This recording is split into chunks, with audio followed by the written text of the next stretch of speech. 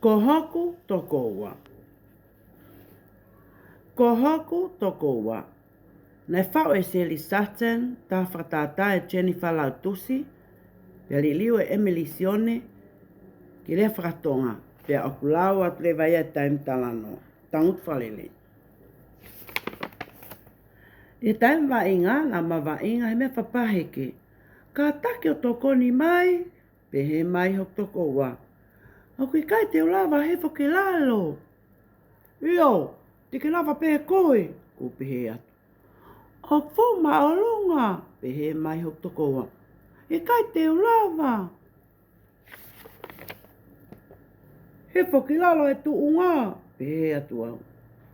O ko fo e le whea au, pehe mai hok toko ua. Toko ni mai ke au. Pona ke lalo ke kele, ko pehe atu. O koe kai te ulawa, pehe mai hok toko ua. O mama o au pito. Ta tangi mai e whawhangu, whawave, pehe atu au. E kai te ulawa, ko toko ua ia. Nai ka mata ke tangi ia. Te uala o mai e whai ako, pehe atu au. E kai. Ka ila mai hok toko ua. O ata ke alo.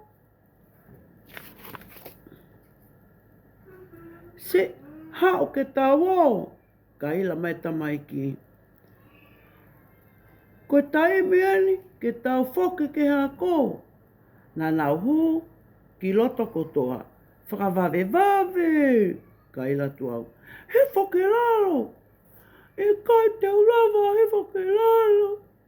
Ka ila mai hok toko ua. Eo, te ke lava pe e koe. Ko au watu ia.